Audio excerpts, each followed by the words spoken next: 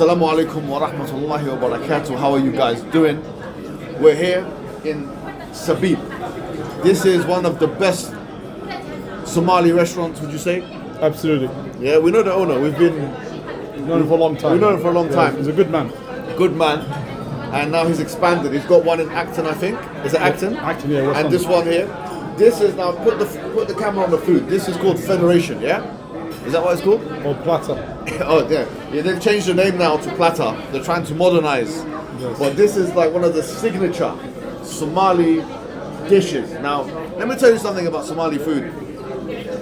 I'm telling you this from my experience. Okay. I personally think it's one of the most underrated cuisines, if not the most underrated cuisine in the entire world.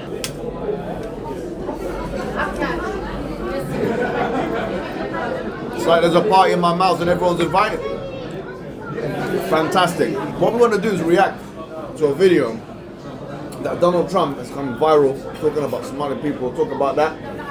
Mohammed, how are you? Come. Yes, yes. Show him. MashaAllah. This is the owner. He's the owner. We've had a long-standing relationship for many years. You know, this guy here he's one of the pioneers of the Somali community, mashallah. I'm doing advertisement for your restaurant. Tell us where this place is. If they want to come to this place, where is it?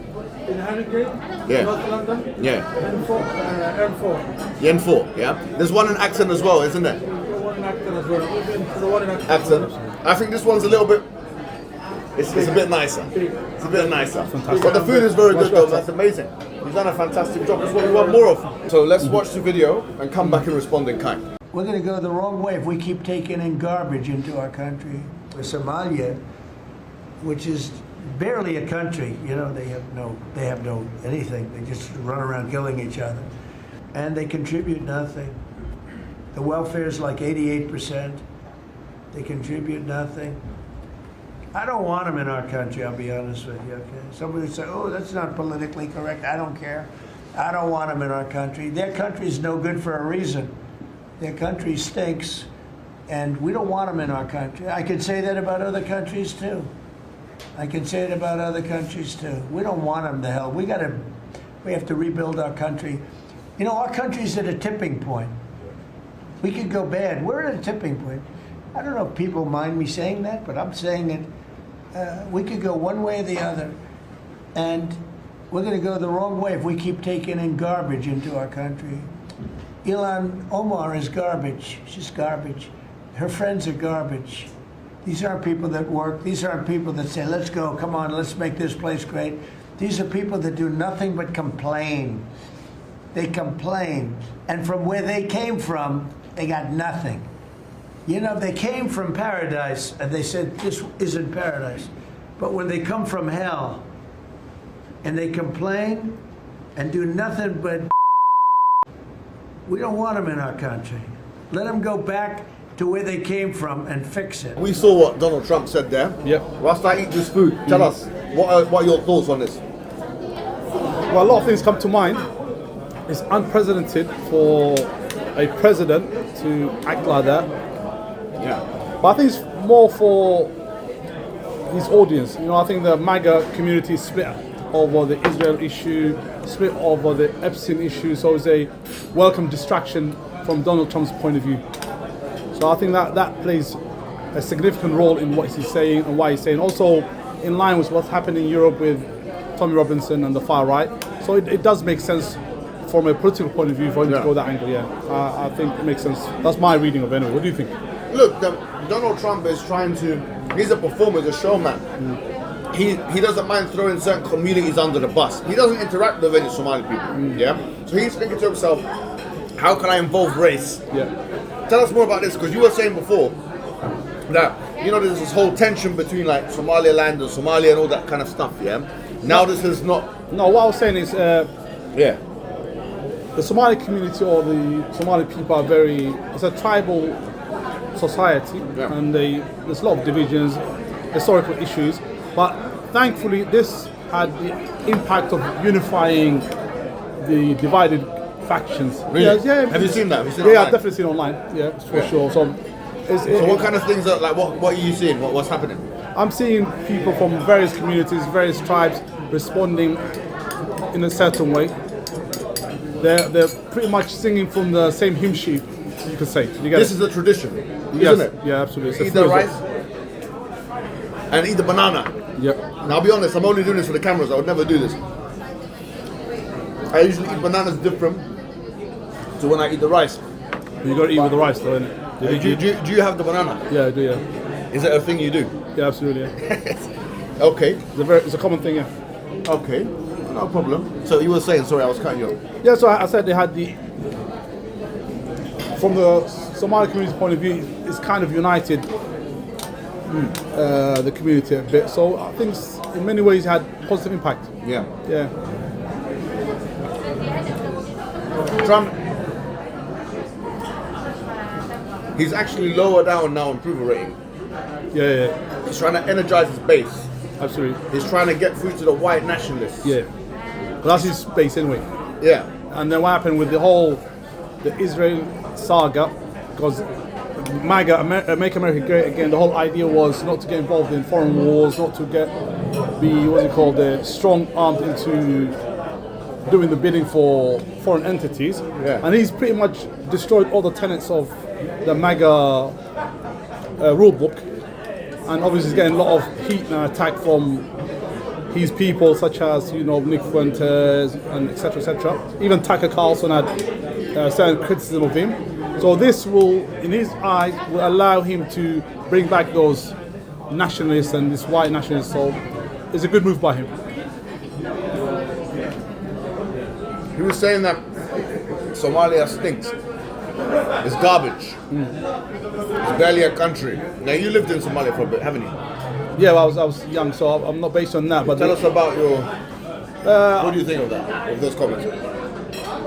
Well, you can say what you want. Has he been there? I don't think so. Yeah, there are. It's not even worth responding to, really, in my opinion. Why do you think he's using this kind of pejorative language? He needs to, for him to get the approval rating that he was once on. He needs to show himself to be the strong man, to really take a divisive position. So he Why can, Somalia though? I would say it's number one. For example, in England, Yeah. it's funny how it works. Because far right here in England, their focus has been made on the Pakistani community. Yeah. So over there, I think it makes sense for them to focus on the Somali community for several reasons. Number one, color. Yeah. It's very easy to identify black.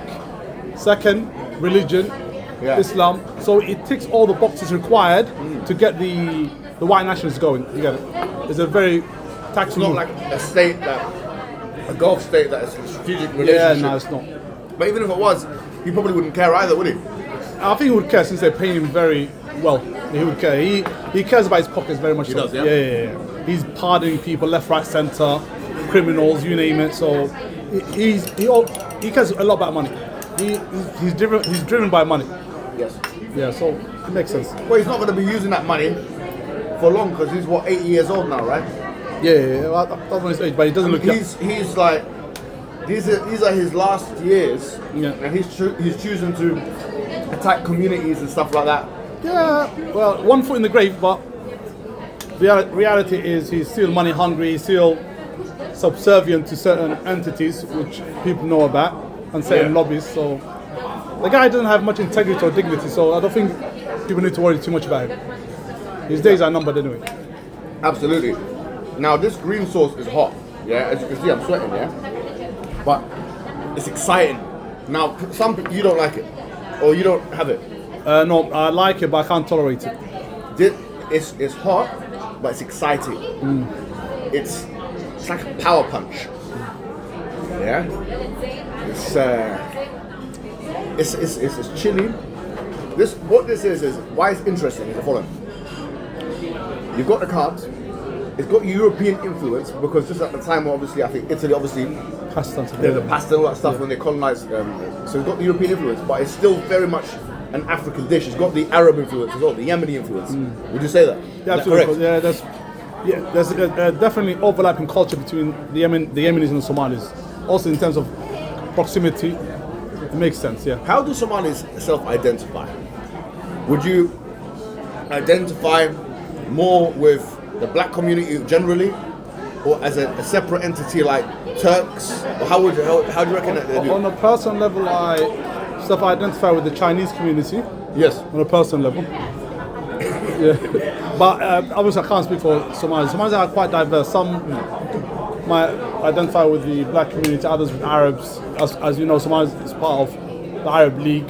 So it's a difficult question for someone to answer. I'm not speaking on behalf of Somalis, I'm speaking for myself, that's it. Okay, you'll be very political about the answer to this question, huh? No, I'm being quite honest and frank. Because it's difficult. So this man is trying to attack our Muslim Somali community. Absolutely. What's our message to this man that's trying to attack our Somali community here? Zid Barik, more insults. Because actually it's giving us publicity, isn't it? Yeah, it's true.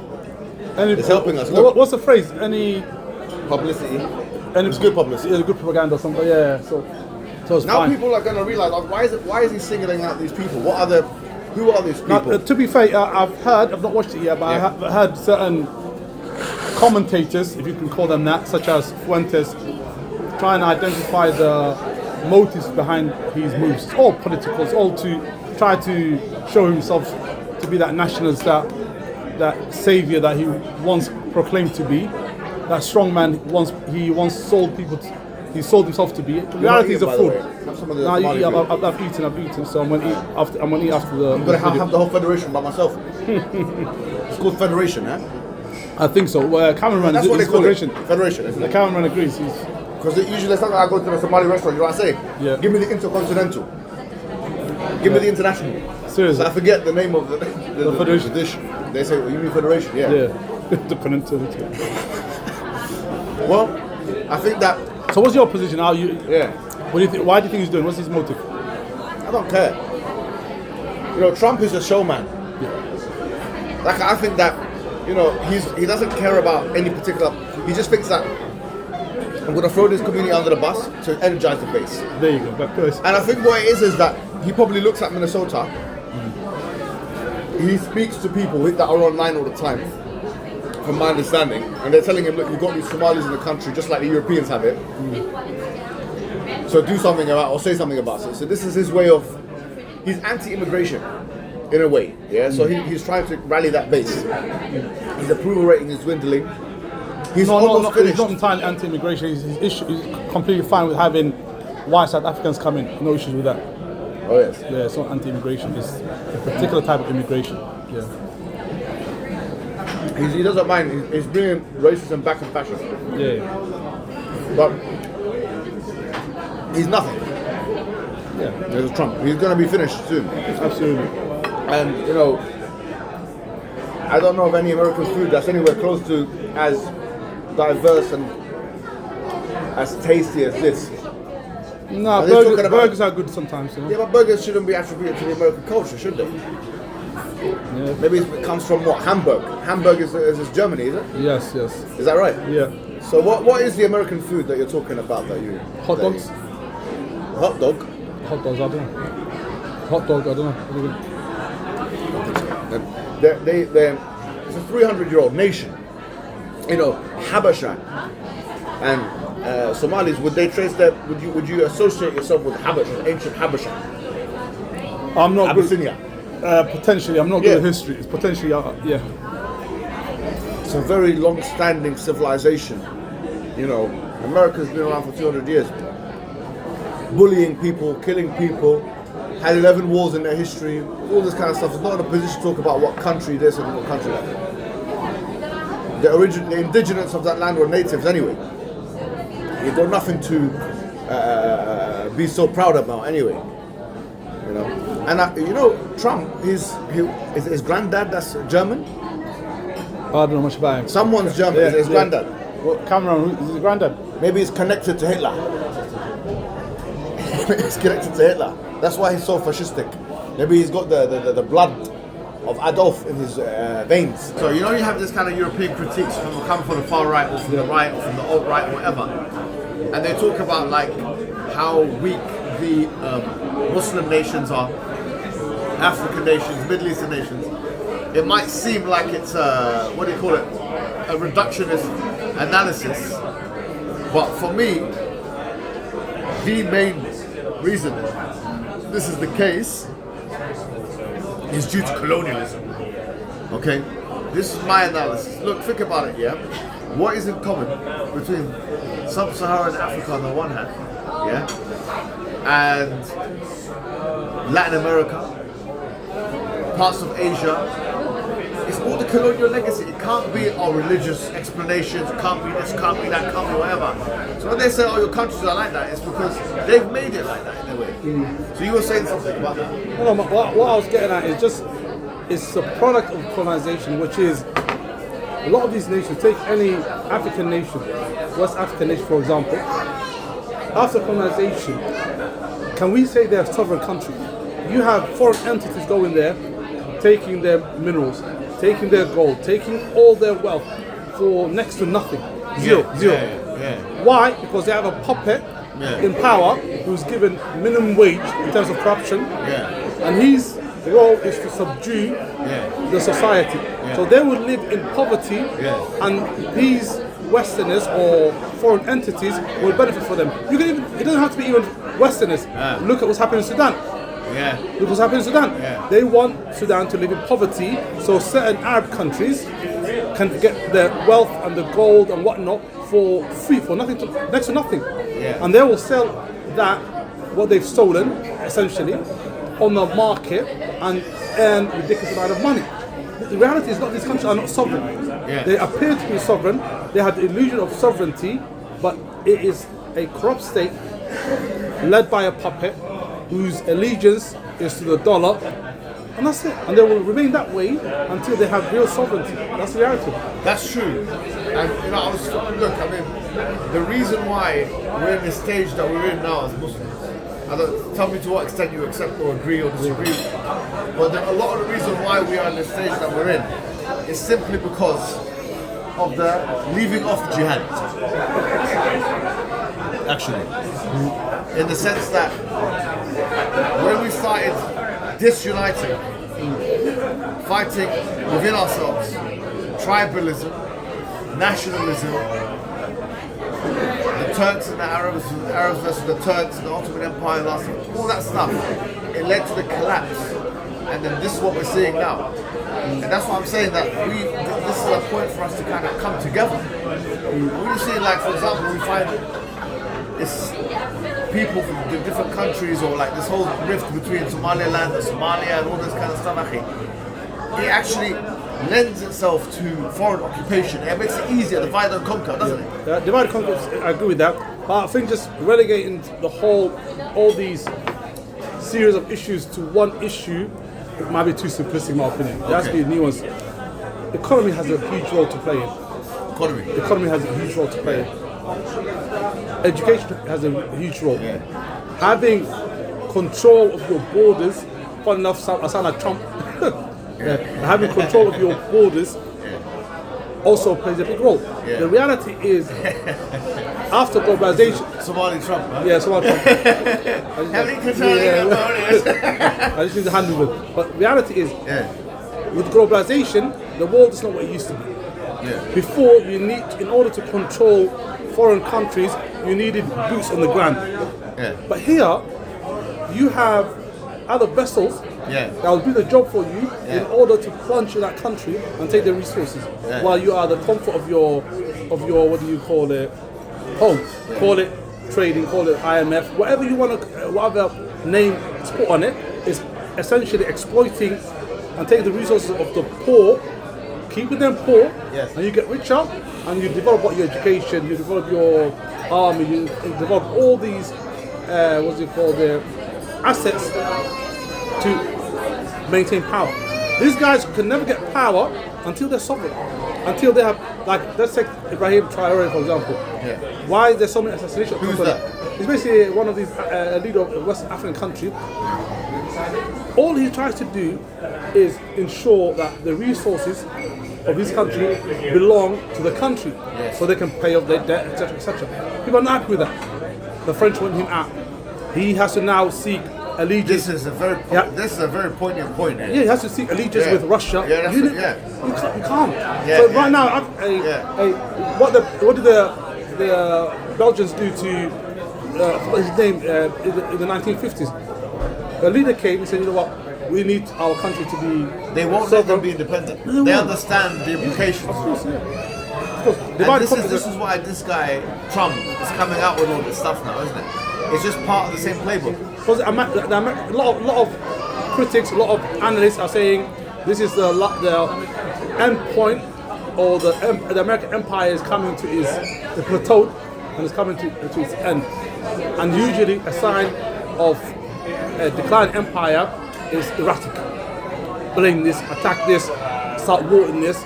They don't act rationally. It's insecure behavior. Of course, because now you see. Oh, look at this nation. Yeah, you see the rise of China. Remember, I don't know if you remember during COVID. I mean, you couldn't imagine like the Chinese president No chance.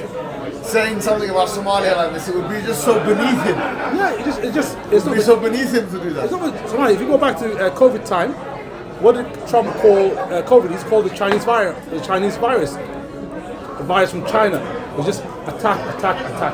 Make it racial. insecure. Yeah, it's definitely security. So Trump is a caricature and a personification for the civilization of the West that's in steady decline. The It's American become a pie for sure. frantic, insecure, fragile, cartoonized image of Western civilization. Also, even the type of leaders, especially if you look at American leaders, say 20 years ago, before 20 years ago, they had certain conduct themselves, decorum. It's part and parcel of leadership. Now you get characters like Trump, and we had Boris here.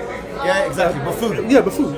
It's shocking that such characters. What was that thing that was said about him? Do you remember? Someone said to him, famous quotation. Someone came to him and said that, well, but beneath the buffoon, we know that you've got a shrewd politician. And then Boris responded and said, I think you'll find that below the buffoon is a buffoon. He's right on that. But that's my point. So you get these sort of leaders that are almost like clown-like. Yeah. And they got popular support. But people are hanging on to the ideas of nationalism, the ideas of power, where they're hanging on to it, clinging on to it. And unfortunately, for them, absolutely, is fading. It's a decline of the American empire. The days of one rule, one control of the whole world, with the rise of China and especially the Chinese and Russian relationship, things are changing politically. So now the Americans, especially Trump, is erratic. I don't know if you've been following closely. He's been claiming to have ended so many wars. The wars have never existed between countries that are nowhere near each other. Well, he doesn't know these countries. Yeah. Man. Did you see him when he was in African at the summit or something like that? Yeah. And he was like, I didn't even know about this. Recently, he was talking about Sudan, and they said, "Oh, Sudan. I didn't know anything about Sudan, and I was just told about Sudan, and I didn't know anything about Sudan." I'm surprised he even knew that Somalia was a country. He was told about it. He doesn't know anything about it. He was told about it because I heard him speak. Honestly, he is probably one of the lowest IQ presidents any country's ever had for a very long time.